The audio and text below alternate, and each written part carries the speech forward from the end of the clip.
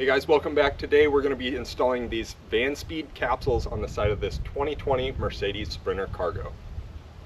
Before we get started, I do want to point out that there's three different ways that we could cut this hole. We could use this angle grinder with the cutoff wheel on it. We could use the jigsaw with the metal blade. Or we can use the air nibbler. Now my preference is the air nibbler. It is kind of messy and does leave these little half-moon chips all over the place, but the cut is much better in my mind because you don't have a bunch of heat. You can go around corners, unlike this one. This one's kind of messy. It kind of thrashes through everything, just how it's going in and out, and you do have to transfer the cut line to the outside because you can't really make the corners because of how the ribs are done in the camper, in the Mercedes van. Start off by marking out your cut lines on the top and bottom of both of these ribs. And then I ended up putting in this cardboard box just to help with catching all the chips. You don't really want these in your boots or your shoes because then you'll end up tracking them into the house, or the pets might step on them, so make sure you clean these things up. Using this method, you can also come back afterwards and clean up those cut lines. So go through once, get your dirty cut, get used to it, and then you come back and make a more exact cut. I took a razor blade, cut the sealant out. It looks like somebody put some aftermarket sealant in, judging by the rest of the van and how this foam sealant, the body panel sealant, the factory stuff, it came off. So yeah, I had to take a razor blade, cut through it. You might have to do that if your factory stuff isn't already falling apart. In preparation for giving your nibbler a purchase point, drill 4 holes, 1 in each corner on the inside of the panel. Use those purchase points you just made with the drill to then start your nibbler. It's easiest to use the outside of this metal edge and just run the edge of the nibbler along the side. This gives you a really clean cut, as you can see from the outside. It's important to note that you don't need to have a perfect cut. This is just to make cleanup easier for when you go to sand and clean everything up. I did have to stop a couple times, let the air compressor catch back up. And in this instance, I ran to the outside in that downtime to place a couple strips of tape. That way, when this thing lets loose, it's not going to fall down and scrape the outside of the van.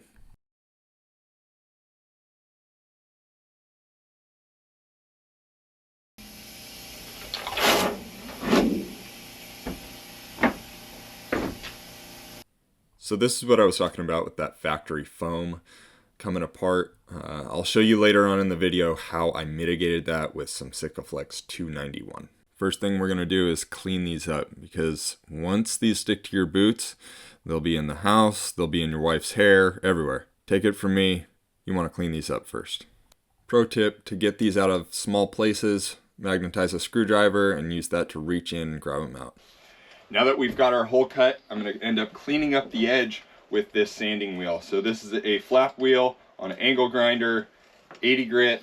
Don't push too hard because that will heat up the surface, and then in change the paint will end up peeling off. And that's what you're trying not to get. You're cleaning up the edge, making sure that there is a good adhesion between the factory paint and that edge, and then also cleaning any burrs off so that when we do paint it, we are going to have a good bond between the paint and the surface.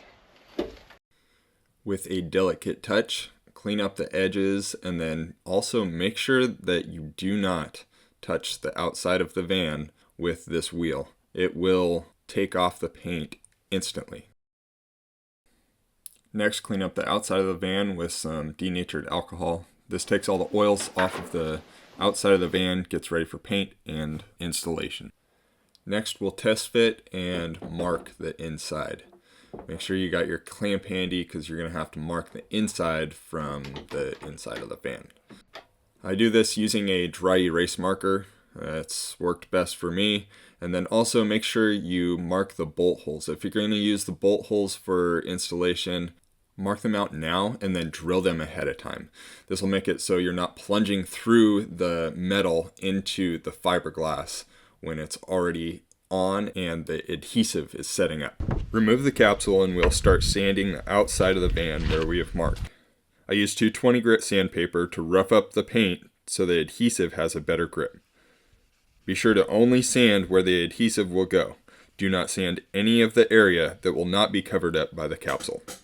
At this time, you should also be sanding in preparation for paint on the edge of your exposed metal. Wipe down the outside of the van again with denatured alcohol to take off all of the sanding dust. Remember, this doesn't have to look pretty. This is just for rust and corrosion prevention. So this is all getting trimmed out and you won't ever see it.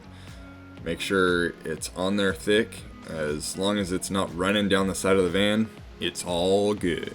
I should probably be doing this up against a piece of cardboard, but I like to take unnecessary risks. Cut a V-notch in the tip of the applicator tube. This way you'll have a tall standing seam of adhesive. All right, true confessions. I thought I could make do with the just regular, I guess this is a 1-to-1 or whatever this would be called, a regular caulking gun, and absolutely not. This is way too thick to get out of the tube. I'm trying to keep a straight face, guys. This is way too thick to get out of the tube, so you need a what they call 18-to-1 thrust caulking gun. Carry on. I'm gonna load my tube in this. There we go. This is how it happens right here. All right. Play ball. I wanted to at least share that with you because if I made that mistake, there's possibly somebody else that would make it too, or maybe I'm the only one. But I digress. I used my finger on the inside of the fiberglass to use as a guide. You're gonna want quite a bit on this. But remember, it can overflow into the inside, but if you have some showing on the outside, especially if you have a white van, it's gonna show up really well and look extremely tacky. I put too small of a bead on the other side. Unfortunately, most of the video from that other side got corrupted, so I don't have access to it. It took one tube to go about 7/8 of the way around, so I had to open up a fresh tube, but I used a little bit to go around and add some in spots that it was needed, where it was low around the whole outside. Game time, baby. After all that prep, it's finally paying off. Use your hand to feel where the body line is so that you can line up the bottom part perfectly. You don't want to get any of the adhesive where it's not supposed to be on the van. When it's set, you can push with some force because the adhesive's so thick. I used a clamp in a couple spots to ensure that I had a proper reveal on the outside, but make sure you don't tighten it up too much because this will squeeze too much of the adhesive out of the seam. So remember when I was talking about the factory seam coming apart? Well, this is how I fixed it. Sikaflex 291, it's a marine sealant, and I put it in between the body panels. Really quickly, we're just gonna make sure this thing fits in the hole.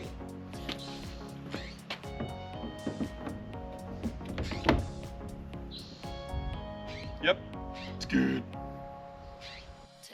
Remove your screen so you don't damage it, and then we're gonna pre-drill 4 holes, 1 in each corner. That way it's easier to get started. Just like that. And you can see it goes through this and not through this outside piece. That would be bad. With the window open, place it in the hole. Then set the trim ring and place a couple screws to hold it in place. Once it's held in place, go to the outside of the window and ensure it's lined up correctly. Then carefully set all the rest of the screws and hand tighten with a screwdriver. All right guys, thanks for watching. I know I learned something today. I hope you did too. If you want to see more of this build, hit that subscribe button to be notified on all the future videos. As always, thanks for watching, and I'll see you next time.